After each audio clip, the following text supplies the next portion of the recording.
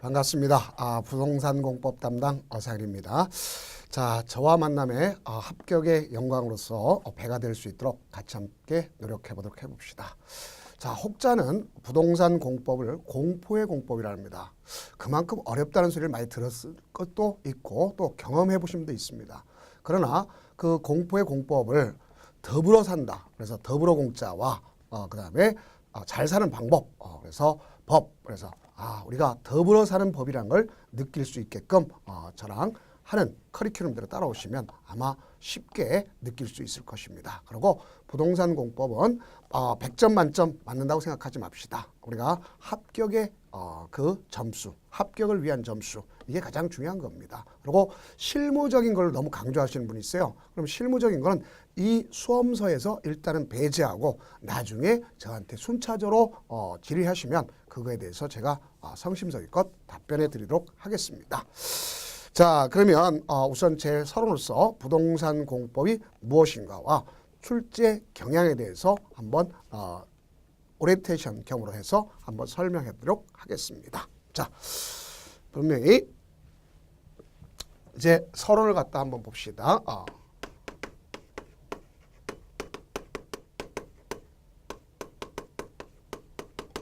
여러분들 잘 아시는 것처럼 부동산 공법은 우리 공인중개사 시험 문제 중에서 2차 과목입니다. 그렇죠? 그래서 40문항이 출제되는 것을 볼 수 있겠고요. 같이 중개사법과 더불어서 2차의 1교시 때 보는 것이죠. 그러면 이 부동산 공법 자체를 보면 우선 요거는 가장 좀 초보적인 개념이라고 생각하지 마시고요. 부동산 플러스 공법으로 돼 있다. 이렇게 우리가 좀 나눠봅시다. 그럼 여기 보면 반대말이 있겠죠. 부동산의 반대는 동산이고, 네, 공법의 반대는 사법이다를 알 수 있어요. 그럼 요걸 먼저 공부해 봅시다. 우리가 공법과 사법 그랬는데 이 사법이란 말은 개인사, 개인 간의 관계를 규율한 법이지 판단해 주는 법은 아닙니다. 그래서 요거는 가장 중요 포인트가 되는 것이 무엇인가 하면 여기 갑 있고 을 있다. 그러면 대등한 관계에서 복수 당사자의 반대방의 의사표시 합친 가장 대표적인 이런 계약 등을 통해서 이루어지는 사적인 관계를 규율한 법이 무슨 법이다? 사법이다. 이렇게 볼 수 있어요. 그래서 이런 계약자의 원칙은 자본주의를 가져오는데 크게 기여했다는 말을 우리가 많이 들을 수 있겠죠. 그러나 문제점은 빈익빈 부익부 현상이 일어날 수 있습니다. 그래서 우리가 세칭, 갑질한다고 많이 할 수 있겠죠. 그래서 그런 경우를 문제가 있기 때문에 이거에 한계점이 등장하기 때문에 누가 해야 될 거냐. 공법은 갑을이라는 관계가 아니라 자 여기면 국가가 우월한 입장에서 이들 갖다가 여기 있는 이 사람들 갖다가 우월한 입장에서 우위 입장에서 그러니까 여기 갑 있고 을 있다 그러면 이러한 우월한 입장에서 우월한 입장에서 이걸 갖다가 규제하는 것이구나 이렇게 볼 수 있어요. 그건 한마디로 얘기하는데 부동산 공법이란 건 부동산에 관한 규제법이다 이렇게 주면 되겠습니다. 그럼 여기서 규제한다는 의미가 무엇이냐? 뭐든지 다 근거가 있어야 되겠죠. 그 근거법이 부동산 공법이고 자 이거에 궁극적 목적이 있을 거 아닙니까? 이 궁극적 목적은 제가 앞서 얘기했죠. 부동산 공법은 더불어서 잘 사는 법이다. 그러겠죠. 그걸 갖다가 더불어 산다. 한자적계를 보면 공공복리 증진이라고 얘기하는 겁니다. 그래서 공공복리 증진. 앞에 있는 이 사법은 개인과 개인과의 규율에서 사익 추구가 우선적으로 가장 중요한 거죠. 그러나 이거는 공익을 추정을 하는 것이다. 이렇게 볼 수가 있습니다. 그래서 부동산 공법은 부동산에 관한 규제법이고 궁극적 목적은 바로 이거다 볼 수 있습니다. 그럼 이때 규제할 수 있는 개념이 바로 뭐냐? 공개념이라는 거. 더불어다. 더불어. 알겠죠? 공개념 이렇게 볼 수 있습니다. 그러나 사익과 공익 중에 공익을 우선한다 소리지 공익만을 위해서 한다 소리는 아닙니다. 최소한 사익도 우리가 보호해 줘야 되는 것을 알 수가 있어요. 자, 다음 여기 부동산이라고 하는 것은 원래 민법 98조에 보면 물건이라고 되어 있습니다. 그러나 그 물건이라는 것을 구체적으로 봤을 때 99조 제1항에 자, 부동산에 대한 규정이 있죠. 토지 및 그 정착물.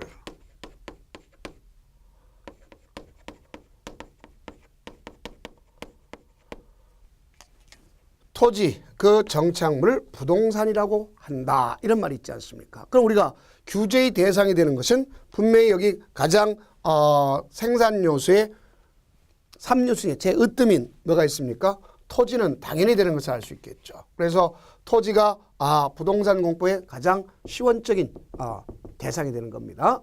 그 다음 두 번째는 이 정착물이란 걸 다 규제한다면요. 다 규제한다면 죽으라 소리입니다. 알겠죠? 그래서 토지에 정착되는 걸 다 한다. 그럼 규제가 되는 겁니다. 너무한 규제죠. 우리 규제는 최소한에 그친다 그랬죠. 공익과 사익을 조화스럽게 이걸 갖다 이제 비례 원칙, 우리가 비교 형량 법률적 용어로 이렇게 쓰는 걸 볼 수 있습니다. 자, 그런데 그 정착물을 하는 게 아니라 그 중에서 우리는 그 중에서 공작물이 있습니다. 또 공작물보다 더 작은 개념으로서 우리가 쓰는 것이 바로 이겁니다. 그래서 부동산 공법은 토지와 건축물을 갖다가 규제하는 법이구나 하는 걸 알 수 있어요. 그럼 우리가 지금 부동산 공법은 부동산에 관한 규제법이다. 궁극적 목적은 공공복리다 했고 규제의 대상이 되는 것은 토지와 뭐가 있다 그랬죠? 건축물이 있구나. 이걸 배우는 거예요. 그럼 그 얘기는 곧 부동산 공법의 대상을 공부한 거나 마찬가지겠죠. 자, 그럼 부동산 공법의 대상은 뭐와 뭐로 되어 있느냐? 자, 공법의 대상과 출제 경향을 갖다 보면 출제 경향을 봅시다.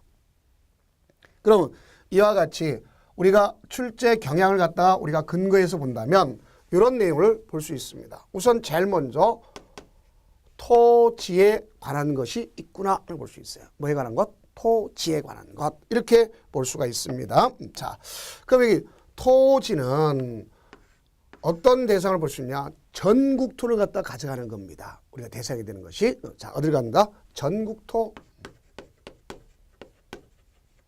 그래서 전국토를 대상으로 하는 것이 여러 가지 법이 있습니다만 우리 부동산 공법의 대상이 되는 건 국토기본법도 대상은 하지만 우리 부동산 공법 공인중개사 시험 문제는 필요가 없는 것입니다. 뭐 필요 없다는 표현은 좀 그렇겠지만 직접 수험에 대상이 되지는 않는다 이런 얘기입니다. 그러면 이 전국토에 대해서 균형 발전을 위해서 토지를 갖다가 계획하고 이용하는 법이 있습니다. 그래서 이걸 갖다 우리가 뭐라 볼 수 있냐면 국토의 계획 및 이용에 관한 법률이라 이렇게 얘기하는 거예요. 그래서 국토의 계획 및 이용의 법률 이걸 볼 수 있습니다. 이 국토는 전국토를 먼저 계획하고 이용하자 이겁니다. 그럼 이용은 적극적 이용도 있고 소극적 이용도 있다 하는 것을 아시면 되겠습니다. 그래서 이것이 40문항 중에서 12문항이 출제된다 하는 걸 알 수 있고 12문항은 4, 3, 10이니까 30%가 출제되죠. 근데 어떤 분이 그러죠. 선생님 너무 어렵습니다. 우리 동네도 모르는데 전국토를 갖다니까 어렵다래요. 그럼 이거 빼놓고 뭐를 공부해 합격합니다. 이렇게 물어봅니다. 그러면 제가 뭐라고 정확하게 얘기할 수 없어요. 사람마다 취향은 틀리지만 그러나 이 근본적인 걸 전국토를 모르면 알겠죠? 자질로의 문제도 되겠지만 가장 큰 문제는 시험에 합격하기 어렵다는 얘기죠. 왜? 이게 다 근본이 되는 겁니다. 그래서 이걸 꼭 공부하셔야 되겠고 반복 공부를 하셔야 되겠고 그 다음 두 번째는 이 토지 중에서 이제 개발할 수 있는 땅이 있습니다. 개발. 그럼 개발이란 말을 우리가 용어 정의를 할 때 대략적으로 도시라는 의미를 갖고 있다 이렇게 볼 수 있어요. 그래서 이 개발을 한다 그러면 신도시, 신시가지. 그래서 이와 같은 개발을 갖다 기점으로 해서 나타나는 것으로서 도시 개발법이라는 게 있습니다. 그 이 도시개발법은 신도시나 신시가지를 건설한 신단지를 물류단지, 주거단지, 알겠죠? 유통단지 이런 형태에서 가져갈 수 있겠고 여러 가지 교육적인 거 이런 거 다 할 수 있는 것으로서 도시개발법이 있습니다. 그럼 이 도시개발법은 여섯 문제가 출제됩니다. 그래서 15%가 출제된다 하는 걸 볼 수 있습니다. 다음 여기 이거는 새롭게 하는 거지만 기존의 도시를 개발한다. 맞긴 맞죠. 근데 그 개발이란 말 대신 기존에 있는 걸 쓰니까 정비란 말 씁니다. 그래서 뭐라고 볼 수 있냐면 자 여기면 도시 및 주거 환경 정비법 이런 말 씁니다. 그래서 이것도 역시 6문항을 기점으로 한다 볼 수 있어요. 그래서 12문항이 기준점이 된다 를 알 수 있습니다. 그럼 여기 보면 이 기존의 도시를 갖다가 뭐 하는 거냐 정비하는 겁니다. 도시 정비법 이렇게 지칭하기도 합니다. 위에 건 너무 길기 때문에 국토계획법 이렇게 지칭하기도 하고 약자로다가 이렇게 쓰기로 서로 약속을 하는 것입니다. 법제처와 이제 서로 국민 간에 약속하기로 약정을 했습니다. 자, 다음 이게 이제 대표적인 도시란 말 개발하는 것에 관한 관점이 가장 대표적인 거. 이 개발이란 말은 어디가 전제가 되느냐? 요 보전서부터 출발하는 거죠. 그 우리가 이 보전의 가장 핵심적인 개념이 되는 게 바로 뭐냐? 그러면 농지, 산지, 초지 이런 거 아닙니까? 그래서 그 중에서 우리는 농지가 있겠고 초지가 있겠고 산지가 있습니다. 땅지자죠. 이게 다 보전을 위한 거야. 임업생산, 농업생산 알겠죠? 이런 걸 위해서 하는 겁니다. 자, 그런데 여기에서 보면 뭐가 있느냐? 농지법이 있죠. 초지법이 있습니다. 산지 관리법이 있어요. 아주 옛날에는 제가 아주 옛날에는 뭐 많은 표현을 한 게 아니라 산림법이라는 게 있었습니다. 그래서 산림법에서 이제 분화돼 가지고 나눠져 가지고 녹색 사업이 끝나면서 이제 하나는 산지 관리법, 하나는 산림자원의 조정 및 관련 법률로 이원화돼 있어요. 그래서 이것이 출제됐던 적도 있습니다. 그러나 지금은 그렇지 않고요. 자, 여기서 우리가 출제되는 것은 이것만이 출제된다는 걸 알 수 있어요. 농지법만 출제가 되는구나 를 볼 수 있어요. 5%가 출제되는 것을 알 수가 있습니다. 그래서 이런 경우를 볼 수 있겠고, 그럼 여기 보면 토지에 관해서 4개의 법이 출제되는 거예요. 국토계획법, 도시개발법, 도시 및 주거환경 정비법, 농지법 이렇게 출제되는 걸 볼 수 있습니다. 자, 다음은 이제 건축물에 관한 사항이 있구나 알 수 있어요. 그럼 우리가 건축물이라고 하는 것은 이 자체가 29가지가 있습니다. 29가지. 그래서 29가지 중에서 특히 여기 가장 중요한 것은 안전의 입장이 무엇보다 중요한 거고요. 주거 안정이 됐든 어쨌든 안정 문제. 이런 것을 기천합니다. 그 여기는 2가지가 있습니다. 하나는 뭐가 있냐면 건축법이라는 게 있습니다. 그래서 건축법은 가장 중요한 것이 건축물, 구조, 설비, 용도에 대해서 규정을 하고 안전, 기능, 미관, 환경을 위해서 규제를 해서 거기에 지장이 없으면 공공복리 증진을 위해서 이걸 풀어주는 절차, 소위 건축 허가 절차를 규정한 법이 건축법이다 이렇게 볼 수 있습니다. 그럼 건축법은 7문항이 출제되는 것을 알 수가 있겠죠. 그래서 우리가 기본적으로 본다면 대개 17.5% 정도라고 하면 되겠죠. 자, 그래서 17.5%가 출제되는 것이 바로 이거고, 또 하나는 이 건축물 중에 29가지 중에 제일 첫 번째와 두 번째 단계 주택입니다. 단독주택, 공동주택. 그럼 이 주택은 주거 안정, 주거 수준 향상을 기준점으로 하는 거예요. 그래서 주거 안정과 주거 수준 향상을 기준점으로 해서 나타나는 것이기 때문에 바로 거기에 근거해서 나타난 것이 주택법이라는 게 있습니다. 이것 역시 7문제가 출제됩니다. 그래서 저는 강의를 다 합니다만 여러분들 혼자 또 여러분들이 열심히 공부하실 때는 국토계획법을 반복해서 공부하시기 바랍니다. 또 여기 중에 하나가 편한 것이 있을 거예요. 그 중에 하나를 또 반복해서 공부하세요. 죽자자 다 하지 말고 농지법 열심히 공부하지 마세요. 자, 그러나 뭐 안 하라는 소리가 아니라 하게 되면 저를 따라오면 당연히 맞을 수 있어요.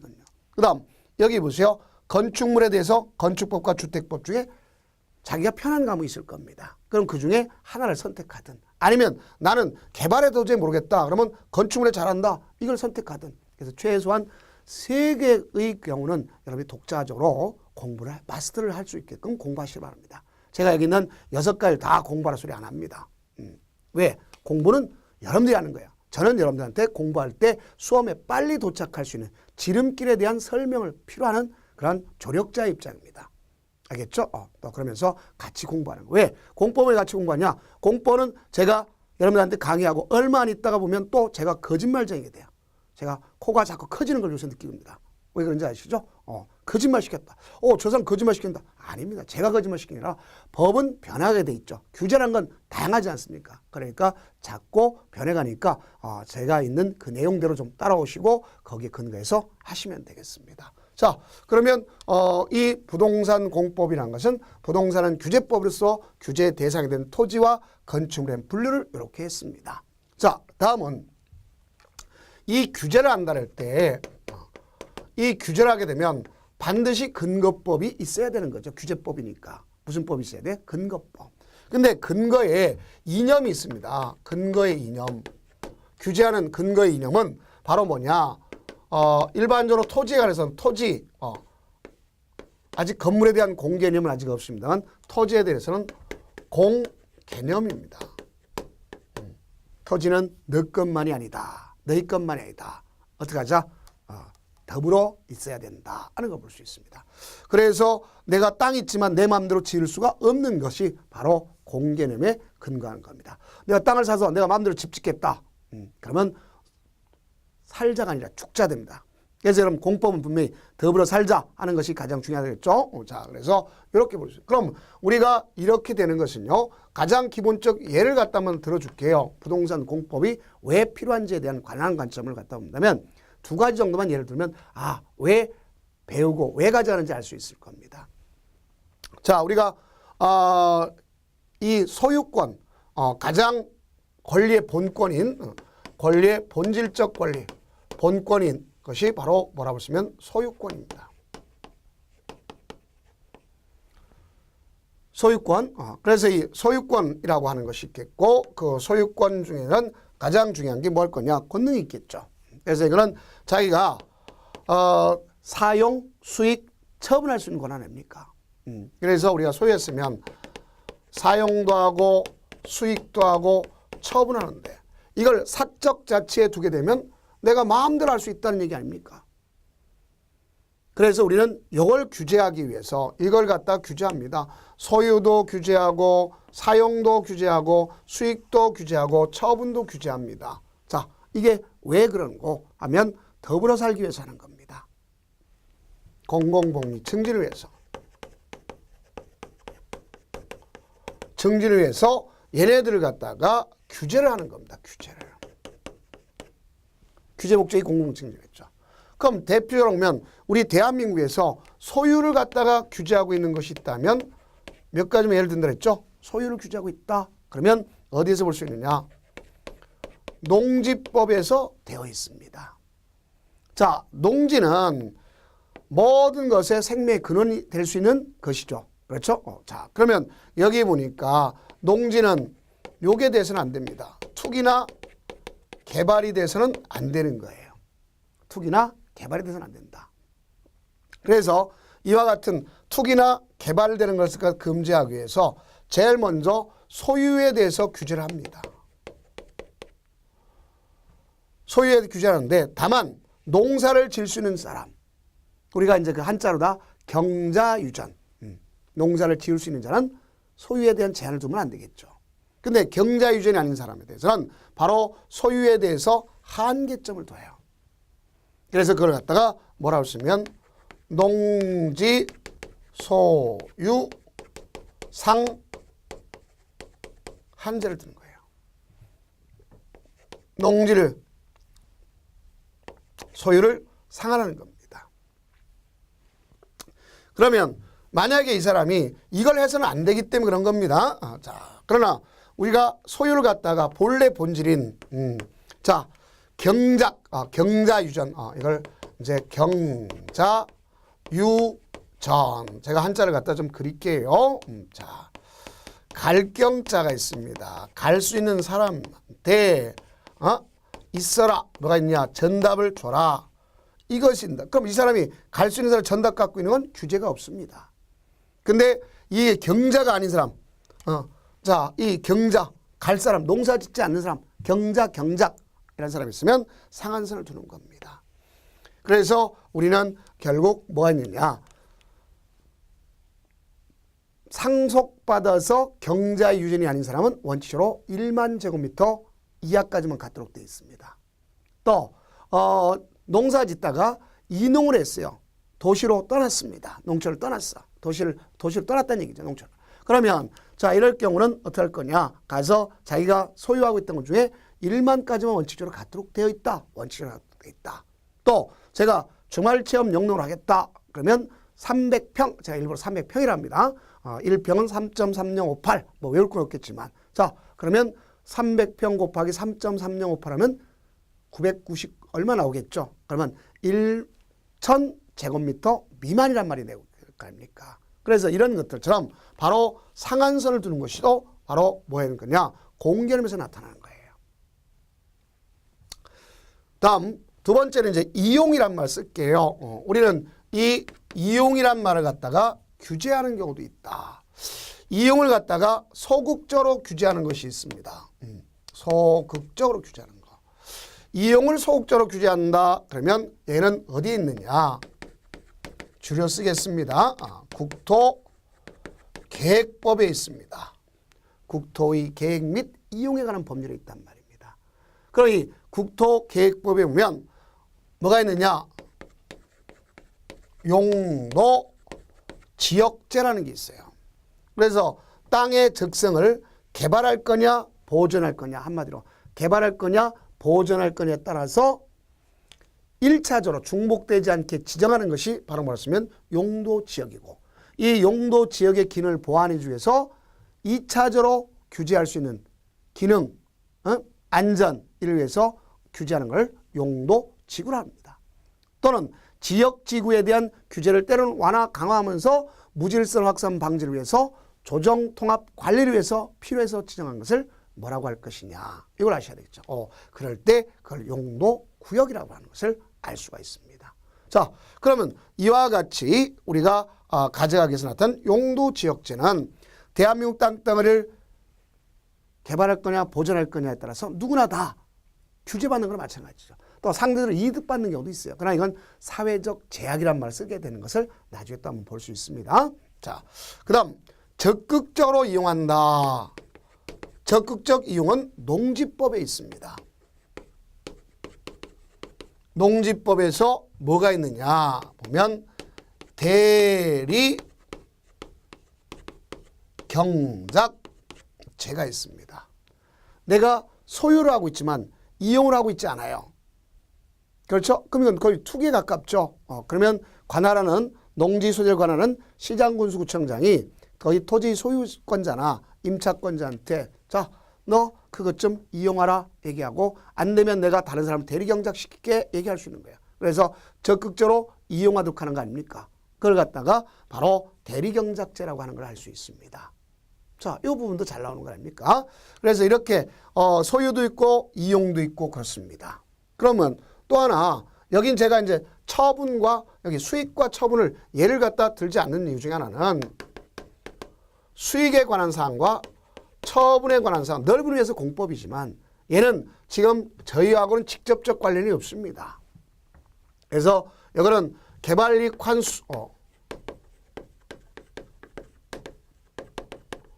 환수에 관한 것이 따로 있습니다. 따로 법이 있어요. 또 처분에 관해서 규제됐던 것 중에 뭐가 있느냐. 자, 토지 거래 허가제라고 하는 것이 있죠. 그래서 이거는 부동산에 대한 거래 규제법이라고 할 수 있는 것을 볼 수 있겠죠. 그래서 우리가 이거는 이제 우리가 쉽게 해서 중개사법에서 규정하고 있구나 이렇게 보시면 돼요. 넓은 의미에서 직접적 명칭 중개사법이라는 명칭은 없습니다. 자, 그래서 제가 얘는 그 자체에 대한 역을 갖다 정리하면 되겠습니다. 자, 그럼 이렇게 해서 이런 것인데 지금 우리 공법상에 보면 이런 개념들을 규제하는 거구나 하는 것을 아시면 되겠습니다. 자, 그러면 이 시간에는 뭐에 대한 사항을 갖다 나가느냐? 부동산 공법 중에서 국토의 계획 및 이용에 관한 법률을 지금부터 강의를 나가는 겁니다. 자, 그렇다면 그 내용에 대한 이것이 어떻게 형성됐느냐를 갖다 설명을 해보도록 하겠습니다. 자, 보세요. 토지에 대해서 뭐라 했어요? 전국토를 뭐합니까? 계획하고 이용에 관한 법률이다. 이걸 갖다가 지금부터 설명을 할 겁니다. 그럼 얘가 어떻게 형성됐는지에 대해서 설명하면서 우리가 오리엔테이션은 강의적 개념에 있는 제1강에 대한 것을 정리하도록 하겠습니다.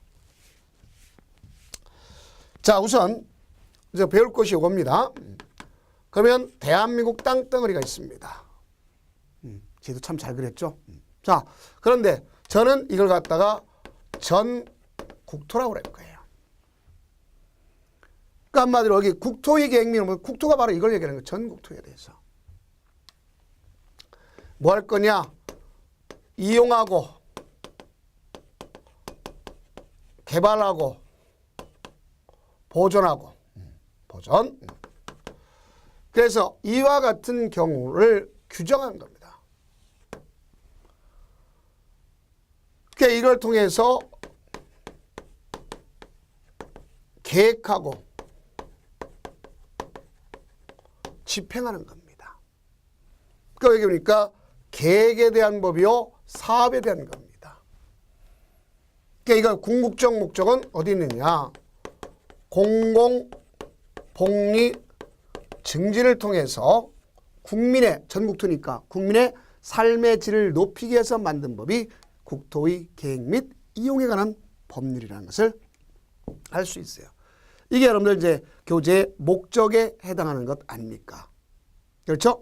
그럼 여기 보면 이게 목적에 해당하는 것이고 법을 만드는 재정 목적이고, 그럼 이 전국토는 어떤 가정이냐? 이를 갖다가 여기 보세요. 이용관리 보존에 대한 하나의 기본 원칙이 있어야 되겠죠.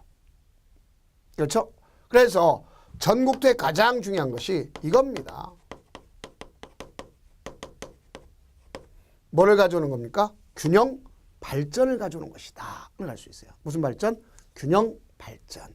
그래서 이 균형 발전을 가져오는 것은 왜 가져야 되느냐? 왜 가져야 되느냐? 하는 걸 보면 그것이 바로 여러분들이 필요한 바로 이념들입니다. 그래서 여러분 교재면 국토 이용 및 관리에 대한 기본 원칙이라고 되어 있죠. 거기면 하나하나 내용은 외울 필요는 없습니다. 그러나 그 중에 중요 포인트가 몇 개 있다는 걸 우리가 좀 이해를 하시면 됩니다. 그럼 첫째, 국민생활과 경제활동에서 필요한 토지 각종 효율적으로 이용, 원활한 공급을 해줘야 되겠고, 또 두 번째는 자연환경, 경관, 그렇죠? 이런 걸 훼손하면 됩니까? 안 됩니까? 안 되는 거죠. 그걸 개선하고 복원하고, 또 나아가서 세 번째는 여러분들 교통, 수자원, 에너지 이 같은 하나의 국민생활의 기초 서비스를 제공해 줘야 되겠고, 그렇죠? 그 다음 가서 주거 등 생활 개선을 위한 국민의 삶의 질을 향상시켜야 되겠고, 그러기 위해서는 지역의 정책성과 문화를 보존해 줘야 되겠죠. 자, 중요 포인트가 이제 거기 있죠. 지역 간에 서로 공동 협력할 수 있도록 해서 균형 발전을 가져오도록 해야 되는데, 그럼 이건 뭐냐? 가장 중요한 지역 간에 배분을 잘해야 되겠죠. 그렇죠? 그럼 지역 간의 배분을 잘한다는 것은 결국 우리가 지역 내 기능 배분을 통해서 사회적 비용을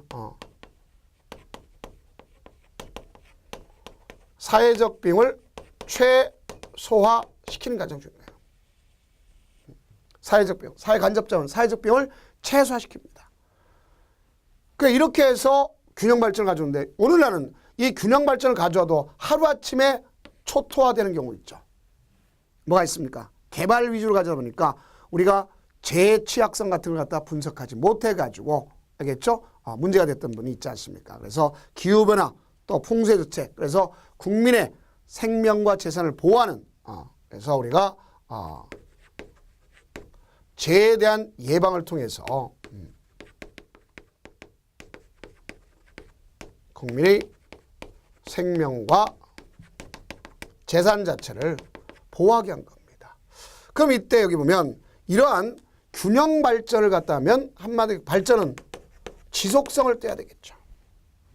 그 이때 지속성을 띠면서 이걸 갖다 평가할 수 있는 기준이 있어야 될까요? 없어야 될까요? 있어야 되겠죠.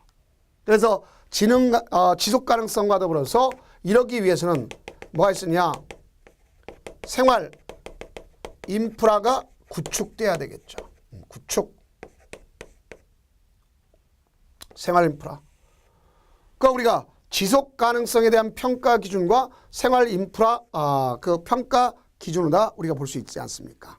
그럼 생활 인프라는 건 교육 시설, 문화, 체육 시설, 교통 시설 이런 것들을 이야기하는 거 아닙니까? 그럼 그 시설의 기준에 관한 사항이 이제 여러분 교재에 보면 나와 있죠. 평가 기준 이렇게 언급된 것을 볼 수 있습니까? 없습니까? 있죠. 자, 그래서 거기는 도시의 지속 평가성 및 생활 인프라 평가 기준 그래 돼 있죠. 그래서 지속성 평가 기준은 자, 우리가 이제 이렇게 외우는데 이거 외우지 마시고 자, 부모님한테 효친하는 거는 부모님 마음을 편안케 하는 거죠.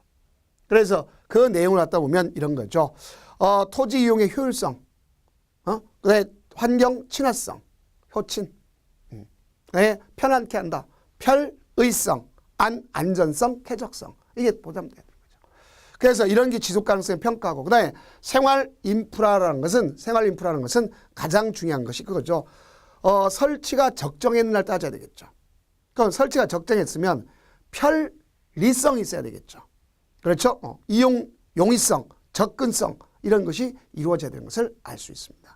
그럼 이런 것들을 평가해 가지고 자, 평가해서 지속 가능성이 있도록 정부가 뭐 해야 돼? 지원해 줘야 되겠죠. 그래서 우리가 이런 지원과 관련돼 있는 가장 대표적 내용과 관련됐을 때 뭐가 있느냐? 국토장관이 가서 포괄적 보증을 갖다가 지원해 줍니다. 그렇죠? 뭐를 위해서? 균형 발전 특별법에 의해서 가져갈 수 있겠죠. 그래서 이와 같은 그럼 결론적으로 보면 국토의 계획 및 이용 법률의 재정 목적은 전 국토를 이용 개발 보전을 위해서 계획 집행하는 법이다. 그래서 여기 보면 뭐가 먼저 있으느냐? 계획부터 있고 집행하는 거다. 이렇게 볼 수 있습니다. 그럼 이제 여기에 있는 내용적인 거에서 그냥 끝나는 게 아니라 지속 발전 가능성이 있어야 된다.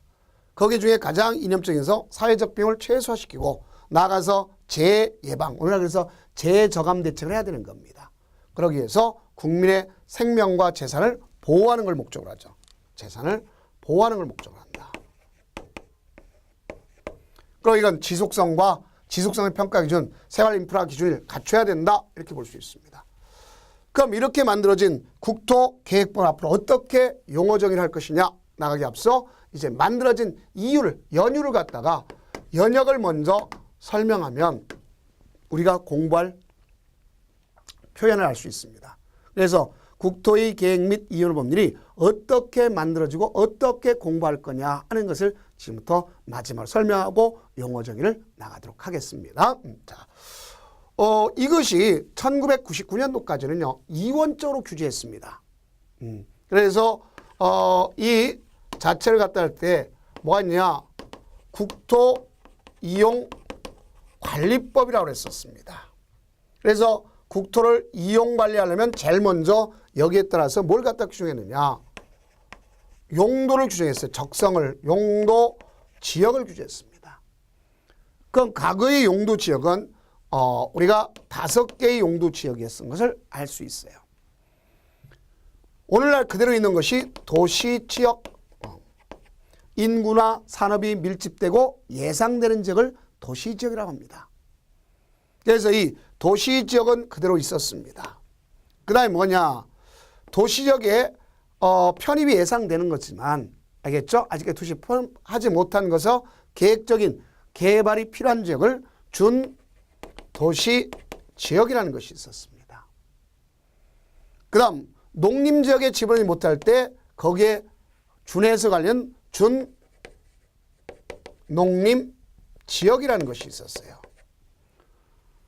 그 다음 전혀 개발할 때 이제 가장 보존이 먼저 됐죠. 보존할 때 필요한 것이 바로 뭐였냐면 농림지역이라는 것이 있었습니다. 그래서 이거는 농지법에 속한 농업진흥지역, 아주 옛날 말로 표현하면 절대 농지라고 생각하시면 돼요. 연상할 때.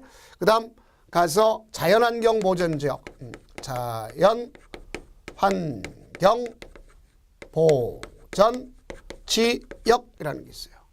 그럼 지금 여기 있는 제가 빨간색 여기는 우리가 보전을 위해서 건드릴 수가 없는 곳입니다. 개발 자체가 원칙적으로 차단되는 의미로 받아들이면 됐습니다. 그러면 이렇게 여기면 용도가 있습니다. 그리고 이 중에서 여기 도시 지역 중에서 요게 개발하는데 개발하려면 도시개발구역이란 말이 있습니다. 그래서 그건 어디서 적용받느냐? 바로 도시 자 여기는 도시계획법이 있었습니다.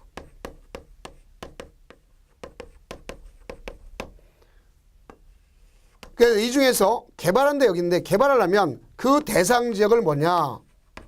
도시계획구역이라 했어요.